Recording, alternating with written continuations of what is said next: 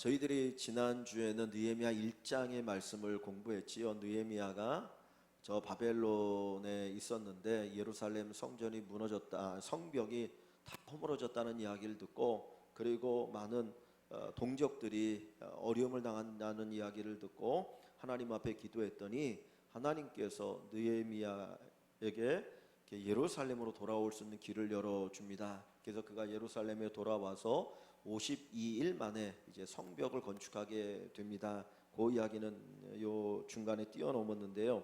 오늘 본문 제가 나눠드린 요 구약의 연대기를 한번 먼저 조금 보겠습니다.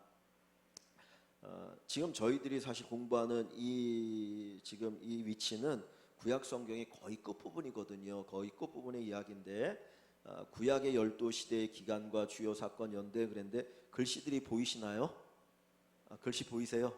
저도 잘 안 보여가지고 자, 여기 보시면 이제 위에부터 시작해서 밑에까지 두 줄로 이렇게 나눠놨습니다. 하나님이 세상을 창조하셨는데, 하나님이 창조하신 때는 정확히 우리가 알 수 없어요. 성경을 봐도 잘 모르기 때문에 창세기, 하나님이 세상을 창조하신 연대가 정확히 언제인지 모르지만 창세기의 그 내용을 보면 한 2000년이 훨씬 넘는다. 아브라함으로 시작해서 보면 한 1800, 2000년 가까이 되거든요. 근데 그 앞에까지 보면 꽤 많은 시간이 걸려서 하나님이 언제 창조하셨는지 모르니까 그거는 잘 모르겠다는 겁니다. 그리고 나서 이제 한 1800, 요건 이제 성경의 연대를 이렇게 하니까 한 1847년경에 야곱의 12아들이 요셉이 애굽에서 총리가 되잖아요. 그래서 그때 큰 흉년이 드니까 애굽에 내려가게 되는데, 그때가 BC 예수님 오기 한 1847년 정도 된다는 겁니다. 그래서 그 애굽에서 400년을 살지요. 400년, 430년 있다가 하나님께서 출애굽을 하게 하시죠. 그래서 BC 1400년경에 1440년경에 애굽에서 나와서 광야 40년을 생활하고 그 다음에 가나안 땅에 들어가게 됩니다. 그래서 여호수아를 통해서 가나안 땅을 정복하는데 그때 그 기간이 한 7년 정도 된다라고 이야기하고요. 그 후에 펼쳐지는 시대가 뭐냐면 사사기입니다. 여호수아가 죽고 이제 사사들이 쭉 나와서 이렇게 듬성듬성 다스리게 되는데, 그 사사 시대를 약 350년 또는 400년 정도로 봅니다. 그래서 사사기의 시대가 지나가고, 요 사사기가 끝나갈 때 사무엘이 선지자였는데 사무엘 선지자들에게 이스라엘 백성들이 우리에게 왕을 달라고 요청을 하죠. 그래서 이제 사울이 왕이 됩니다. 그래서 사울이 왕이 되어서 40년을 다스리고, 그 후에 이제 다윗이 왕이 되는데 다윗도 40년간 또 왕으로 다스립니다. 그리고 나서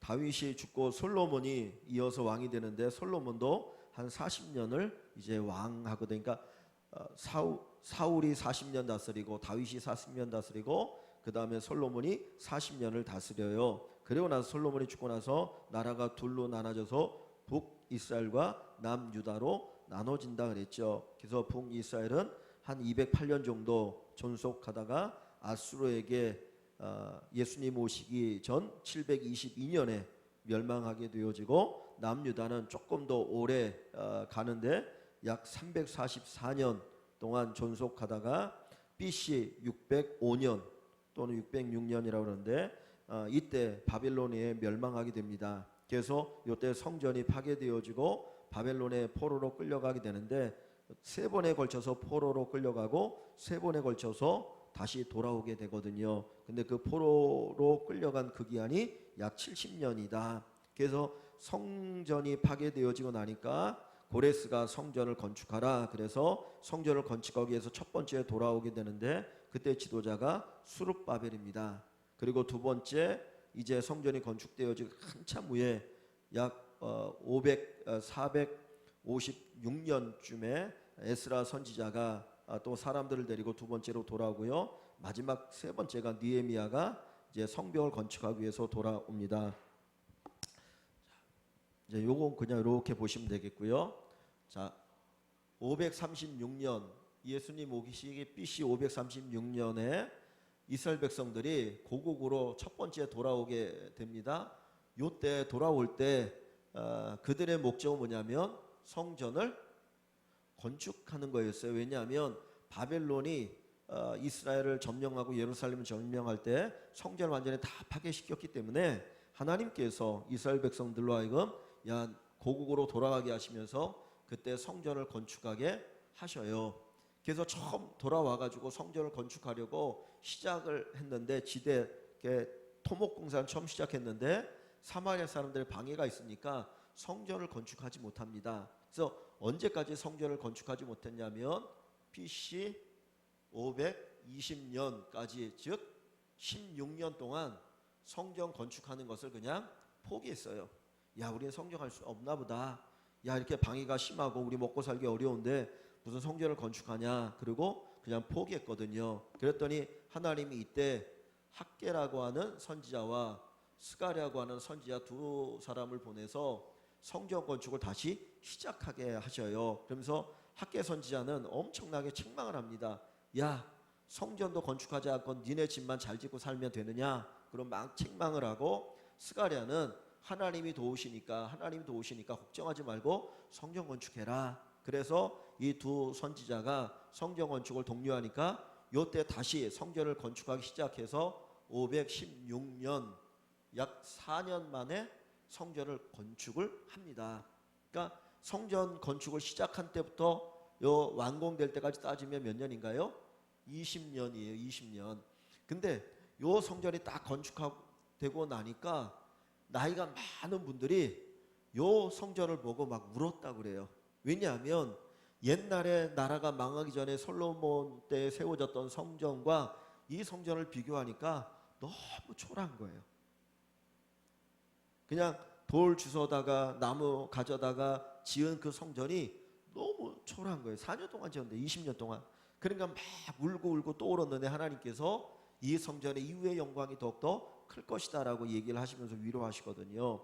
근데 사실 성전이라고 하는 것이 그냥 건물이잖아요. 근데 작은 건물인데 그거 짓는데도 20년이 걸렸어요. 방해 때문에 사마리아 사람들. 그런데 시간이 흘러서 445년에 그러니까 꽤 긴 시간이 흘렀죠. 445년에 요때 느헤미야가 예루살렘에 돌아왔는데 느헤미야가 하려고 했던 건 뭐냐면 성벽을 다시 건축하는 거였어요. 무너진 성벽들을 다 재건하는 일을 하려고 하는데 사실 성전을 짓는 것보다 어떻게 보면 성벽을 다시 쌓는 게 더 어려울 수 있거든요. 왜냐하면 더 땅이 넓으니까. 근데 요거를 며칠 만에 하냐면 52일 만에 성벽을 다 이렇게 수축을 하게 됩니다. 그리고 나니까 사람들이 놀래가지고는 그때 하나님을 다시 찾기 시작하는 거예요.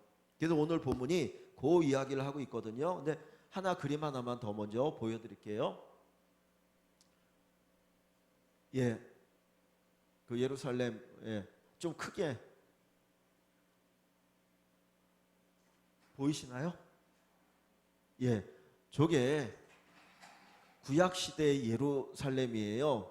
원래 다윗이 처음 이제 그 족에다가 수도를 정했을 때에 저렇게 생겨 조금은 이제 튼튼해졌겠지만은 저게 예루살렘인데 저 성벽이 다 무너졌었다는 거예요. 바벨론이 침략하면서 성벽을 다 무너뜨리고 저 위에가 성전터였는데 성전도 다 무너뜨렸거든요. 그러니까 이제 성전은 저건 그냥 그림인데 저렇게 초라합니다. 옛날에는 화려한 성전이었는데 근데 저 성벽을 다시 새로 쌓았는데 문들이 다양한 문이 있어요. 무슨 양문 무슨 말문 수문 해서 양문하면 양이 드나드는 문이에요. 그러니까 하나님 앞에 제사를 드리기 위해서 양이 드나드는 문을 양문, 말문 하면 말이 드나드는 문이고 수문 하면 물이 이렇게 들어갈 수 있는 문이죠. 근데 수문이 어디냐면 저 중간 쪽에 보면 수문이라고 있는데 9번이 어딘지 보이시나요? 저 성전터가 있죠. 성전터 밑에 두 번째로 된 저쪽이 수문이에요. 올라갈 수도 없고 왜냐하면 저희가 기온샘이라고 샘이 있거든요. 기온샘이라고 샘이 있어서 저 샘물을 떠다가 이제 사람들이 쓰기도 하고, 히스기야 왕이 나라가 망하기 전에, 예루살렘 멸망하기 전에는 히스기야 왕이 저 기온섬에 있는 물을 안으로 밑으로 지하로 수로를 파가지고 이제 쭉 끌어들인 것을 우리가 실로암 연못이라고 그럽니다. 맨 요 밑에 쪽에 있는 그 실로암 연못이 있는데 고기로 들어가는 물이기도 하거든요. 근데 그냥 저 당시에 저렇게 생겼다. 그래서 사실 그게 큰 성은 아닙니다. 큰 성은 아닌데 저게 저기 구약 시대고, 그 후에 신약 시대에는 이제 저 성전터부터 시작해가지고 저 위쪽으로 이렇게 예루살렘 도시가 생겼어요. 그래서 신약 시대 예루살렘하고는 많이 차이가 있는데, 자 오늘 한번 요 말씀을 볼게요. 다시 이제 요 질문지를 같이 보시면서 한번 보겠습니다. 그러니까 느헤미야가 성벽을 건축할 때에 많은 사실은 내외적인 방해가 있었지만 50일이라고 하는 아주 짧은 기간 동안에 성벽을 건축하거든요. 이게 엄청난 하나님의 은혜인데, 이 성벽을 건축한 후에 어떤 일들이 있었는가, 이 부분을 한번 같이 보겠습니다. 새롭게 갱신되는 공동체에 그랬는데, 자 1번부터 볼게요. 1번부터 보면 성벽 건축 후라고 그랬습니다. 성벽을 다시 쌓은 후에거든요. 백성들이 에스라에게 요청한 것은 무엇입니까? 자 1절에 보면 백성들이 에스라에게 무엇을 요청하게 되나요? 자 1절 한번 볼까요? 이스라엘 자손이 자기들의 성읍에 거주하였더니 일곱째 달에 이르러 모든 백성이 일제히 수문 앞 광장에 모여 학사 에스라에게 여호와께서 이스라엘에게 명령하신 모세 율법책을 가져오기를 청하매 그랬습니다. 자 여기 백성들이 에스라에게 요청한 것이 무엇인가요? 여호와께서 이스라엘에게 명령하신 모세 율법책을 가져오기를 청했다 그랬죠. 그러니까 율법책을 가져오기를 청한 거예요. 우리에게 율법을 가르쳐 달라. 우리에게 율법을 가르쳐 달라. 그리고 율법책을 청하게 됩니다. 그러니까 이 사람들이 성벽이 재건되는 것을 보면서 야 이건 진짜 하나님의 놀라운 은혜다. 하나님 우리에게 은혜를 주셔서 이 성벽이 재건되어서 우리가 이제는 이 주변에 있는 이방 민족에게 의하여서 침략을 당하거나 약탈당하지 않아도 되겠구나. 감사하다. 그래서 그 감사의 표현이 뭘로 표현되어집니까? 하나님의 말씀을 다시 사모하는 거예요. 말씀 우리에게 가르쳐 주십시오. 말씀 우리에게 가르쳐 주십시오. 그러니까 은혜 받고 나니까, 하나님의 놀라운 일들을 깨닫고 나니까 그때 뭐를 찾습니까? 하나님의 말씀을 찾는 것이죠. 그러니까 다르게 말하면 하나님을 찾는 것이다라고 말할 수 있는데, 여기에 수문 앞 광장, 수문 앞에 넓은 광장이 있어서 거기에 백성들이 모였습니다. 근데 여기 보니까 모든 백성이 수문 앞 광장에 모여서 율법책을 가져오기를 청했다 그랬습니다. 자, 두 번째 질문을 보면 수문 앞 광장에 모인 사람들은 누구입니까? 그랬습니다. 자, 수문 앞 광장에 모인 사람들은 어떤 사람인가요? 2절과 3절을 볼게요. 일곱째 달 초하루에 제사장 에스라가 율법책을 가지고 회중 앞에 이제 쓰죠. 가져오라고 청했으니까 섰는데, 자 거기에 모인 사람들은 어떤 사람인가요? 남자나 여자나 알아들을 만한 모든 사람 앞에서 그랬어요. 자 알아들을 만하다라고 하는 게 뭘까요? 말귀를 알아듣는다는 거지. 그죠? 말귀를 알아듣는다는 거죠. 그러니까 이 말귀를 알아듣는다는 것은 나이가 어린 아이들이에요. 어린 아이들까지. 그러니까 어른들만이 아니고 어른들, 여자, 남자, 그리고 말귀를 알아들을 어린 아이들까지 다 모였다는 것인데, 자 3절에도 보면 이걸 반복해서 한번 다시 쓰여 있어요. 수문 앞 광장에서 새벽부터 정오까지 남자나 여자나 알아들을 만한 모든 사람 앞에서 읽음에 그랬어요. 그죠? 그러니까 여기 보면 수문 앞 광장에 모였는 사람은 남자, 여자, 어린 아이. 이제 우리가 조금 생각해 봐야 되는 것 가운데 하나가, 교회마다 이제 주일학교가 있잖아요. 근데 그 전에도 주일학교가 많이 줄었어요. 그래서 의정부, 서울 말고 의정부에서 한번 통계를 내봤더니, 의정부는 도시잖아요. 서울 바로 옆에 있는 도시 의정부인데도 주일학교가 없는 교회가 50%가 된다고 그래요. 이전에, 코로나 훨씬 이전에도. 근데 코로나 이후에는 뭐 우리 교회도 많이 힘든데 주일학교가 더 없어진 거예요. 근데 한 가지 주일학교면서 단점 뭐냐면, 요초동부를 졸업하고 중고등부 올라갈 때가 애들이 뚝 떨어져요. 그다음 중고등부에서 청년부 갈 때 뚝 떨어져요. 그래서 우리나라의 대형 교회들이 몇몇 교회가 있는데 이제 제 후배 목사님들도 사랑의 교회에서 뭐 부목사로도 있고 거기에 이제 교육부의 총책임자로도 있기도 하는데 청년들이 뭐 워낙 큰 교회가 많이 모이잖아요. 근데 그 청년부에 나오는 아이들, 그 청년들을 조사해 보니까 그 교회 주일학교 중고등부에서 졸업한 아이들은 얼마 안 돼요.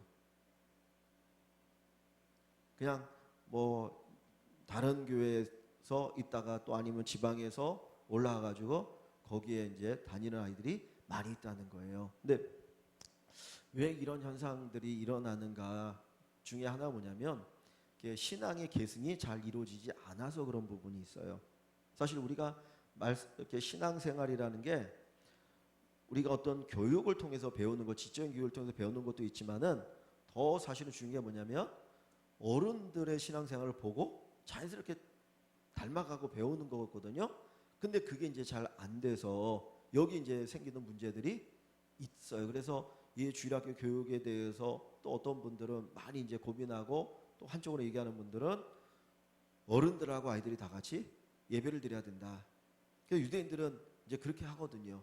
근데 이제 원래 주일학교가 처음 들어온 게 어디서 들어왔냐면 영국에서 처음 만들어졌어요. 영국에 이제 산업혁명 때에 그 탄광촌의 아이들이 이렇게 이제 제대로 교육을 받지 못하니까 거기서 주일학교를 처음 시작한 거예요. 이 아이들에게 신앙교육을 시키기 위해서.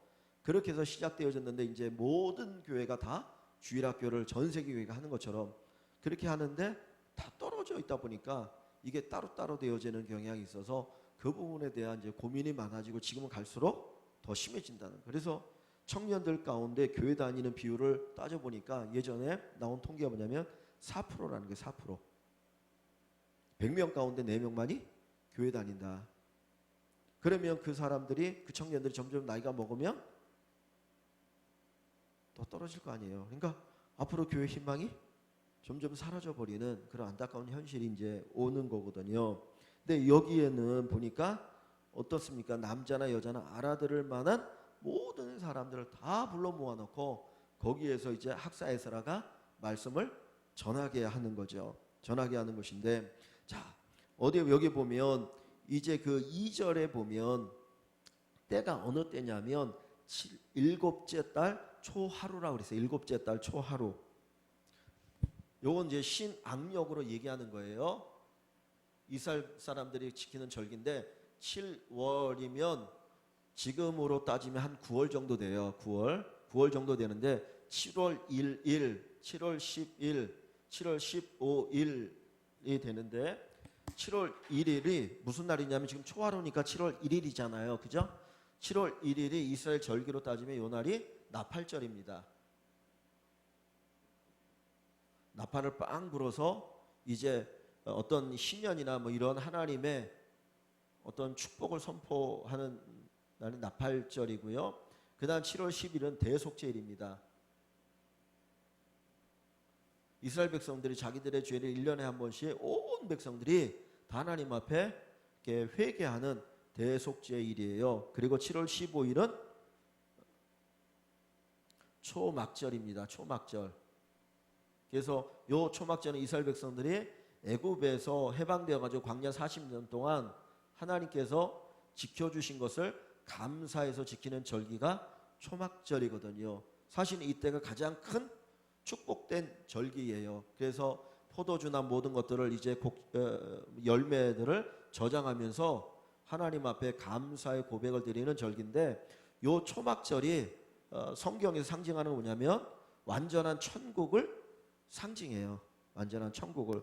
요 대속죄일은 예수님의 재림을 상징합니다. 그래서 예수님께서 재림하셔서 우리의 모든 죄를 다 하늘나라에서 완전히 이제 다 없다, 죄 없다고 선포하시고 그 다음 영원한 천국에 들어가는 새하늘과 새 땅에 들어가는 것을 기념하는 날이 이제 초막절이거든요.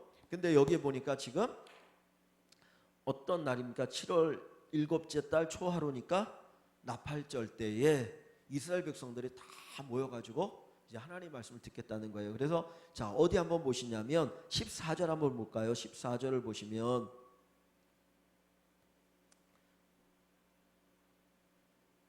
14절을 지키시면 보시면은 율법에 기록된 바를 본즉 여호와께서 모세를 통하여 명령하시기를 이스라엘 자손은 일곱째 달 절기에 초막에서 거할지니라. 요게 초막절이에요. 초막절을 얘기한 거예요. 그걸 풀어서 얘기한 것이고, 그 다음에 어디를 보시냐면 17절 한번 볼까요? 17절을 보시면은 사로잡혔다가 돌아온 회중이니까 요 지금 예루살렘에 돌아온 사람들 얘기하는 거죠. 초막을 짓고 초막절을 지키는 거죠. 그 안에서 거하니, 초막에서 이렇게 이제 한두 일주일 동안 삽니다. 초막절을 지키는 동안은 그 안에 거하니 눈의 아들 여호수아 때로부터 그러니까 출애굽하고 가나안 땅에 들어갈 때로부터 얘기하는 거죠. 그죠?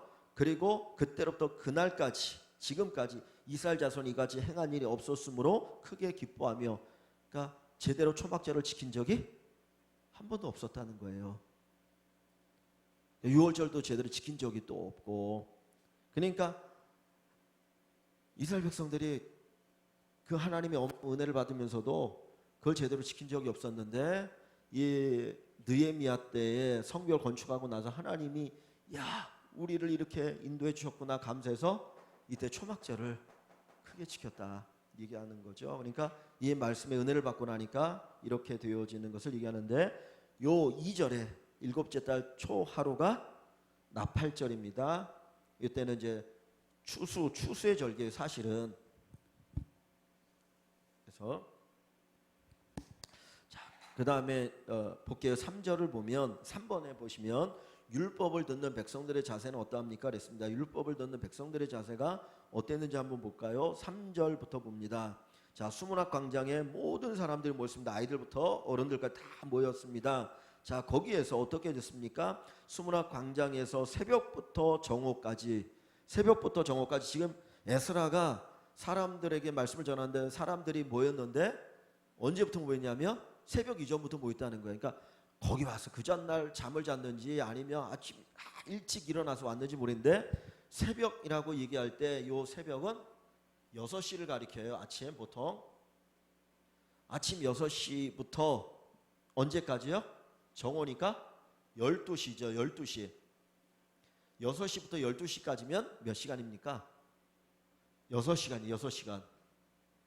6시간 꼼짝하지 않고 아이들부터 어른들까지 수문학 광장에 모여가지고 에스라가 말씀을 전하고 가르칠 때 다 들었다는 거예요.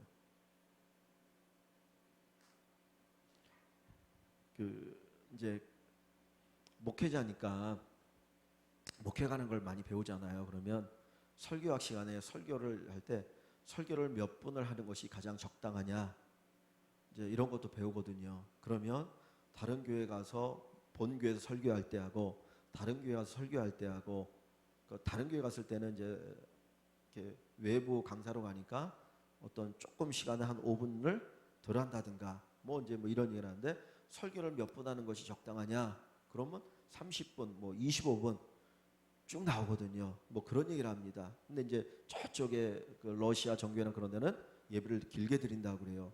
근데 예배가 1시간 넘어가고 1시간 20분 가면 그때부터 말이 있는 경우들 많아요. 어느 교회는 설교가 조금 길어지면 그 다음에 막 뭐라고 한다고 그래요. 그래서 하는데 여기는 지금 6시간이에요. 6시간 동안 아침 6시부터 12시까지 모여서 이 에스라를 통해서 말씀을 듣습니다. 아이들이 어떻겠습니까? 그죠? 그런데 그 아이들도 듣고 있는 거예요. 자, 6시간 듣는데, 자, 어떻게 듣는지 한번 보세요. 자, 새벽부터 정오까지 남자나 여자나 알아들을 만한 모든 사람 앞에서 읽음에 뭇 백성이 그들이 그 율법책에 귀를 기울였는데 그랬어요. 귀를 기울였다.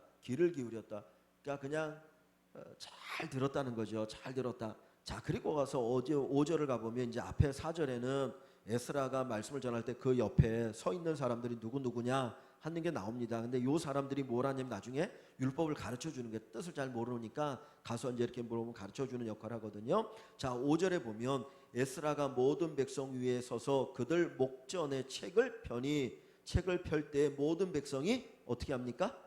일어서니라 했어요. 그러니까 에스라가 이 율법책을 성경책을 딱 펴놓고 듣고 이제 읽으려고 하니까 모든 백성이 다 일어나서 율법을 듣는 거예요. 앉아 있다가 여기에는 어른도 있고 아이들도 있다고 했습니다. 나이 많으신 분들도 있고 젊은 분들도 있고 아이들도 있죠. 자, 그렇게 하는데 자, 그래갖고 얼마를 들어요? 6시간을 듣는 거예요.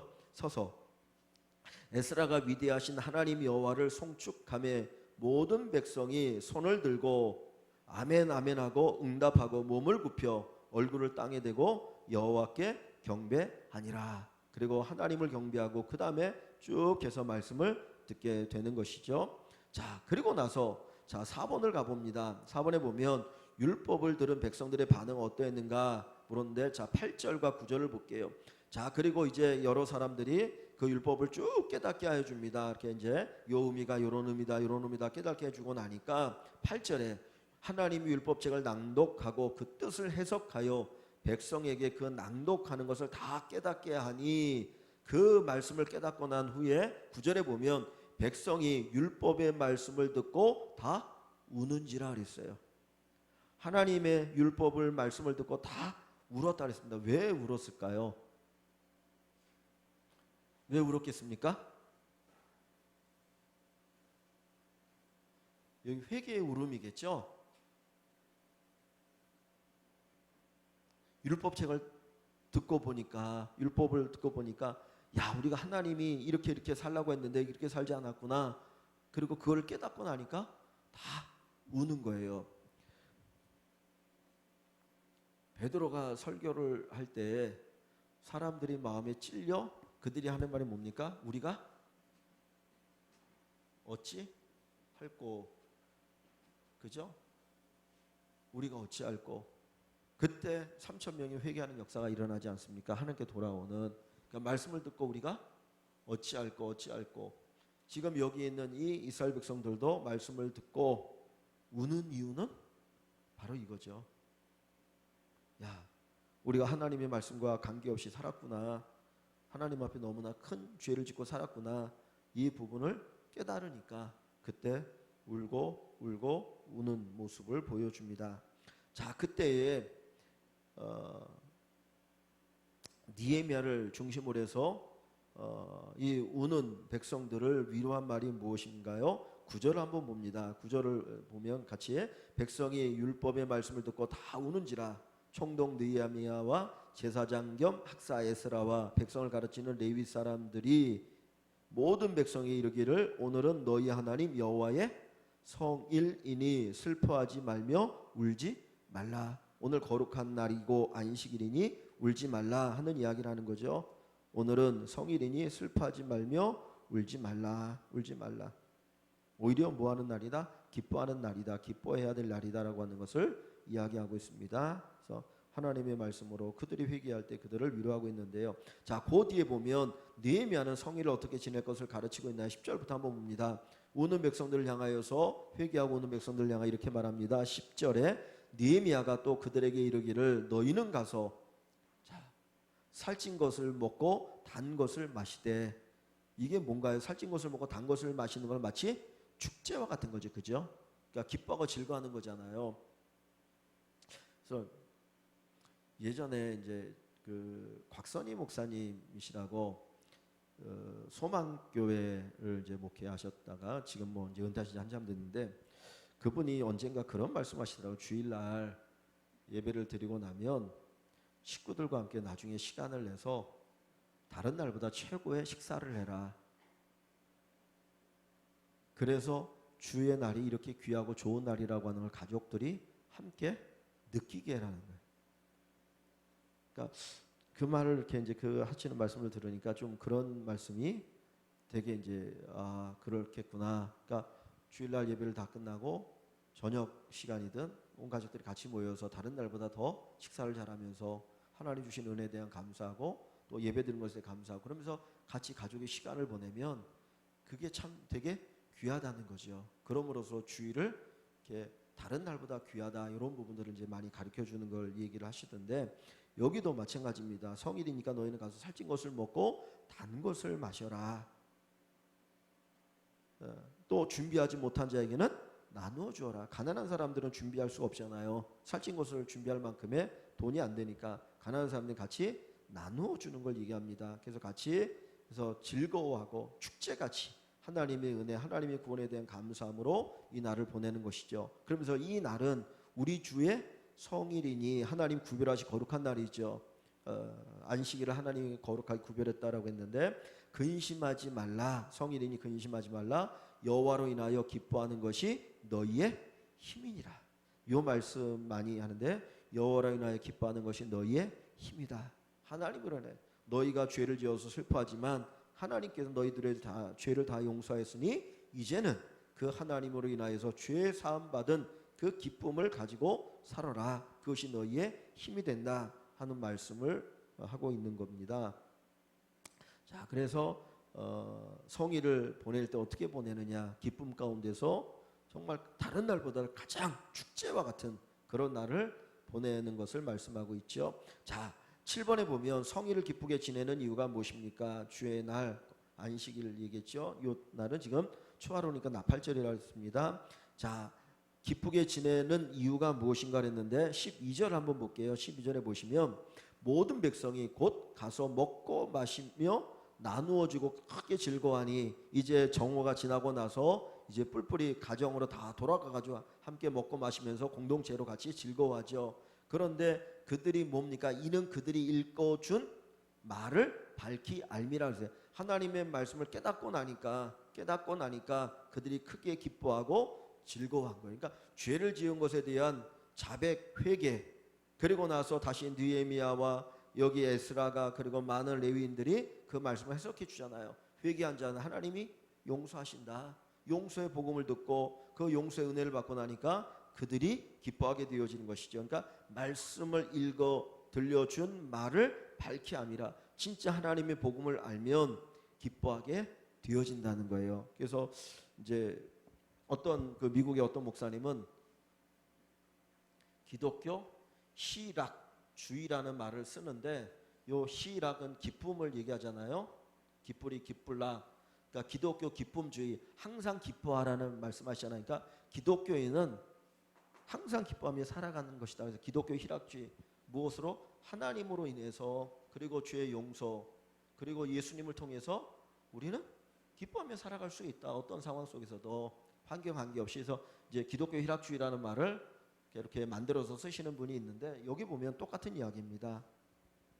하나님 말씀 알고 나니까 크게 기뻐하게 되어졌다라고 하는 것이죠. 자, 그다음 마지막 8번 문제를 하나 보시면 안식일을 지켜야 되는 이유가 무엇입니까? 여기 이제 성일을 지켜라, 안식일을 지키라는 얘기인데 두 가지를 얘기합니다. 하나가 출애굽기 20장의 십계명 가운데 나오는 이야기고요. 하나는 신명기 5장의 십계명에 관한 이야기 가운데 나오는 건데, 자, 먼저 한번 살펴봅니다. 출애굽기 20장 8절에서 11절 한번 저기 앞에 있는 말씀 한번 읽어봅니다.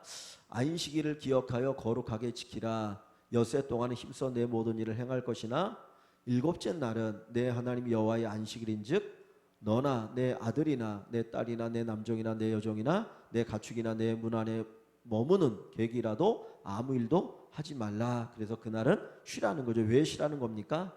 우리 육체가 쉼을 얻어야 되기도 하지만 또 하나는 하나님을 예배하기 위해서. 그죠? 두 가지죠. 자, 근데 앞에 10절 한번 볼게요. 10절을 보시면 일곱째 날은 내 하나님 여호와의 안식일이다 그랬어요. 내 하나님 여호와의 안식일이다. 그죠? 하나님 여호와의 안식일이다. 8절, 9절? 예. 8절, 9절, 10절. 한번 10절? 예. 11절. 예, 11절. 저 11절 아까 안 읽었죠? 이는 엿새 동안에 나 여호와가 하늘과 땅과 바다 그 가운데 모든 것을 만들고 그랬죠. 하나님 세상을 6일 동안 창조하시고 일곱째 날에 쉬셨다. 그러므로 나 여호와가 안식일을 복되게 하여 그 날을 거룩하게 하였느니라. 일곱째 날 안식일 날을 하나님 뭐 하셔서 복되게 하셨다는 거니까, 그러니까 안식일을 잘 지키면, 다시 말하면 이제 신약 시대는 주일이잖아요. 예수님 부활하신 날을 기념하는 주일이니까 그냥 그대로 한번 더 보여주시죠.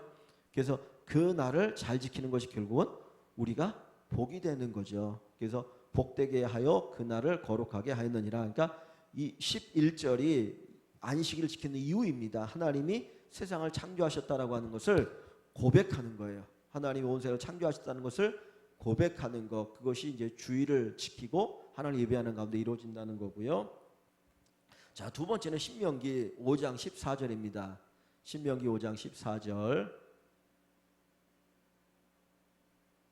자, 보겠습니다. 일곱째 날은 내 하나님 여호와의 안식일인즉 너나 내 아들이나 내 딸이나 내 남종이나 내 여종이나 내 소나 내 낙이나 내 모든 가축이나 내 문 안에 유하는 객이라도 아무 일도 하지 못하게 하고 내 남종이나 내 여종에게 너같이 안식하게 할지니라. 같이 안식하라는 거죠. 안식하라. 자, 그 다음에 15절. 너는 기억하라 그랬어요.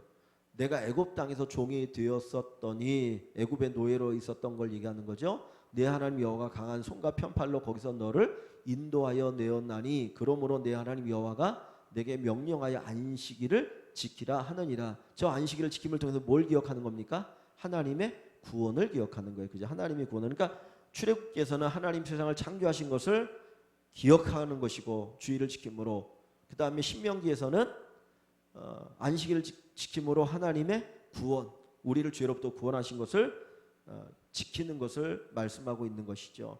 그래서 안식일을 지켜야 되는 이유가 어디에 있느냐? 하나님이 온 세상을 창조하셨고 나를 창조하셨기 때문이고, 또 한 가지는 하나님이 나를 구원하셨기 때문에 그 주의를 지킴으로써 하나님이 나의 창조자시요 나의 구원자이십니다 라고 하는 이 고백을 하나님께 드리게 되는 것이죠. 그래서 그것을 위해서 안식일을 지키라고 말씀을 하고 있습니다. 그래서 오늘 이 말씀을 쭉 보니까 이제 이스라엘 백성들이 하나님의 큰 은혜를 경험하고 나서 그들이 하나님을 찾는 걸 볼 수 있죠. 하나님의 말씀을 듣고 하나님을 찾고 하나님을 갈망하고 그러면서 자기들의 지은 죄를 다 회개하니까 그때 하나님께서 구원의 어떤 은혜, 그것을 깨닫게 하셔서 오히려 그들이 이제 슬픔이 떠나가고 그 다음에 기뻐하고 즐거워하고 또 그러면서 하나님을 섬기는 모습을 볼 수가 있습니다. 그리고 나서 이제 초막절을 지키는 뒷부분이 나오게 되어집니다. 그래서 새롭게 갱신되는 공동체가 하나님의 은혜를 알면 결국 하나님을 찾게 되는 것이죠. 그래서 저희들이 더 하나님을 찾고 또 하나님을 갈망하는 저희가 되기를 원합니다.